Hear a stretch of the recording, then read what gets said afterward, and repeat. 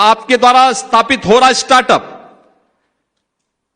जो आपको job seeker नहीं, जॉब क्रिएटर के रूप में आपको प्रस्तुत करता है, यह भारत की और विकसित भारत की और आत्मनिर्भर भारत की संकल्पना को पूरा करता है, जो प्रधानमंत्री मोदी जी ने देश की आजादी के शताब्दी महोत्सव के लिए भारत के नौजवानों के लिए टारगेट दिया है। और यही हर नागरिक का दायित्व है, अपने अपने क्षेत्र में कार्य करना, उस लक्ष्य को प्राप्त करने की दिशा में कदम बढ़ाना, और उस कदम को आगे बढ़ाने की दिशा में किए जाने वाले जो प्रयास है वो अत्यंत महत्वपूर्ण है। याद रखना, जीवन में हताशा निराशा के लिए कोई अवसर नहीं, नए नए अवसर आए। आज तो हम यूपी के अंदर यूपी एग्रीज में भी काम कर रहे हैं, यानी एग्रीकल्चर के में टेक्नोलॉजी का उपयोग करते हुए कैसे किसान की आमदनी को और अच्छा आगे बढ़ाने के लिए काम किया, कैसे कर सकते हैं, उस दिशा में प्रयास। कितना आत्मविश्वास है उस बेटी में जिसने कहा कि मैं 27,000 रुपए अपने दम पे कमाती हूं, अपनी मां का उपचार भी कर रही हूं और साथ साथ घर की व्यवस्था का संचालन भी कर। यह है स्वावलंबन। मुझे लगता है वो 27,000 रुपए कई लाख रुपए पर भारी है, और भारी है।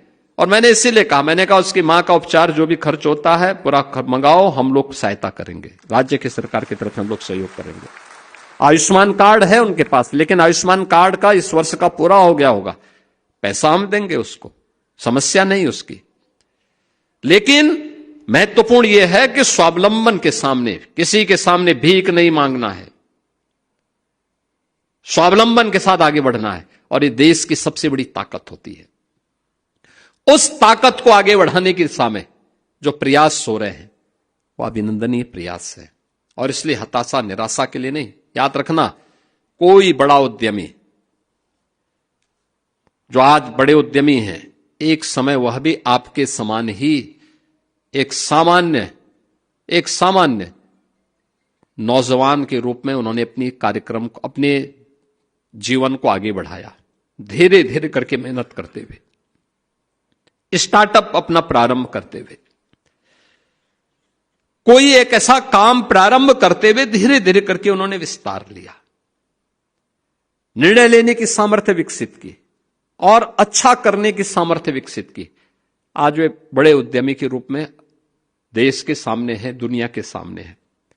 आपके सामने भी ढेर सारे अवसर हैं, उन अवसरों का लाभ उठा करके हम सबको आगे बढ़ना चाहिए। प्रदेश में सुरक्षा का वातावरण पैदा हुआ, तो सुरक्षा के वातावरण से बड़े बड़े निवेश भी आए। पहले निवेश क्यों नहीं होता था? सुरक्षा नहीं थी, लैंड बैंक नहीं था। और याद रखना, बड़े निवेश के लिए आधारभूत आवश्यकता होती है एमएसएमई का, सूक्ष्म लघु मध्यम उद्यम का। यह सब नदारत थे, या तो बंद था या भाग रहा था, कारीगर प्लान कर रहा था, नौजवान आगे के भविष्य के लिए चिंतित था। दुष्परिणाम हमारे सामने होता, यूपी बीमार होता गया, बीमारू राज्यों की श्रेणी में खड़ा हो गया। देश के अंदर जिस यूपी में प्रति व्यक्ति आय देश के अंदर सर्वाधिक होती थी, उस यूपी की प्रति व्यक्ति आय देश के अंदर बॉटम में चली गई, बॉटम 3 में चली गई। और आज मैं कह सकता हूं, यूपी भारत की टॉप 3 इकोनॉमी में फिर से अपना स्थान बना दिया। अब यूपी बीमार नहीं है, यूपी आज के दिन पे देश के अंदर सबसे तेज गति के साथ बढ़ती हुई अर्थव्यवस्था है। टॉप 3 में यूपी आ गया। और मेरा मानना है यह हमने सफलता इसलिए प्राप्त की क्योंकि युवाओं को नौकरी मिली है, युवाओं को रोजगार मिला है, युवा अपने उज्जवल भविष्य के लिए आश्वानित हुआ है। उसे विश्वास है कि डबल इंजन की यह सरकार उसके भविष्य के साथ किसी को खिलवाड़ नहीं करने देगी। और इसी के लिए प्रधानमंत्री मोदी जी के विजन को जमीनी धरातल पर उतारने के लिए कौशल विकास के इस अभियान को हम लोगों ने प्रभावी ढंग से उतारने का काम किया। आज आप देख रहे होंगे, यहां पे जो मंत्री जी कह रहे थे, आर्टिफिशियल इंटेलिजेंस का हो, रोबोटिक का हो, ड्रोन टेक्नोलॉजी का हो, स्पेस टेक्नोलॉजी का हो, 3D प्रिंटिंग का हो, ये सभी कुछ ट्रेनिंग आज यूपी के आईटीआई में भी दी जा रही है। प्लम्बरिंग से लेकर के सेमीकंडक्टर के निर्माण की ट्रेनिंग आज यूपी के स्किल डेवलपमेंट के सेंटर में दी जा रही है। यूपी के अलग अलग जनपदों में, ऐसा नहीं क्योंकि लखनऊ में, नोएडा, ग्रेटर नोएडा या फिर गाजियाबाद में है, वो महोबा में भी आपको मिलेगा, चित्रकूट में भी मिलेगा, सोनभद्र में भी मिलेगा, बलिया में भी मिलेगा, बहराइच में भी मिलेगा, हर जगह मिलेगा। युवाओं के लिए एक प्लेटफॉर्म है, उनके लिए रोजगार के मेले लग रहे हैं, कैंपस सिलेक्शन की कार्रवाई और कैरियर काउंसलिंग के कार्यक्रम चलाए जा रहे हैं। और यह जरूरी नहीं कि हर नौजवान एक जैसा हो।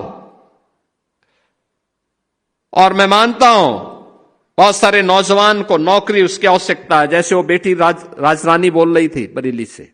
याद रखना, ये जो हमारा डेमोग्राफिक डिविडेंड के रूप में दुनिया का सबसे बड़ा युवा वर्कफोर्स है, इसकी स्किलिंग आज के दिन पर हमारे लिए बहुत महत्वपूर्ण है। काम की कमी नहीं, दुनिया आपका इंतजार कर रही है। भारत के अंदर भी नहीं है काम की कमी आज के दिन पे, और दुनिया के अंदर भी नहीं है। हर जगह लोग मांग कर रहे हैं। और मैंने बार बार कहा है, हम लोग हर जिले में, मैंने विभाग को भी जिम्मेदारी दी है, मैंने कहा भी हर जिले में, और इन तीनों विभागों को मिलकर के MSME, skill development and vocational education, श्रम और सेवायोजन, इन तीनों विभागों को मिलकर के हर जिले के अंदर एक इंडस्ट्रियल एंड एम्प्लॉयमेंट जोन लौह पुरुष सरदार वल्लभ भाई पटेल के नाम पर स्थापित होना है। हमने पैसा दे रखा है, इन लोगों को तेजी के साथ उस कार्यक्रम को आगे बढ़ाना चाहिए। यह वह सेंटर होगा जो वर्ल्ड क्लास स्किलिंग का सेंटर भी होगा, और युवा की रुचि के अनुसार कोई युवा आया, वो 8वीं पास है, 10वीं पास है, या आईटीआई का सर्टिफिकेट लिया है, नौकरी चाहता है, किस फील्ड में जाना चाहता है, उसकी स्किलिंग होगी, उसको तत्काल वहां जॉब उपलब्ध करवाने की जिम्मेदारी ली जाएगी। वो चाहता है कि मैं अपने देश के साथ ही दुनिया में भी जाऊं, वह जापान जाना चाहता है, जापानी भाषा की जानकारी उसको उसी स्किलिंग के दौरान, और फिर जापान ले जाने की व्यवस्था। हमारे पास मैपिंग रहेगी, ग्लोबल मैपिंग करते हुए, राष्ट्रीय स्तर पर भी मार्केट की मैपिंग करते हुए हमारे पास पूरे होने चाहिए, कहां कहां पे कितने अवसर है, उसी हिसाब से हम कार्य करेंगे। अब जैसे हम लोग बोलते हैं कि साहब प्लम्बरिंग में एक अवसर है, हर घर नल की योजना हो या पीएनजी की स्कीम, हर घर तक पहुंचाने का काम हो रहा है।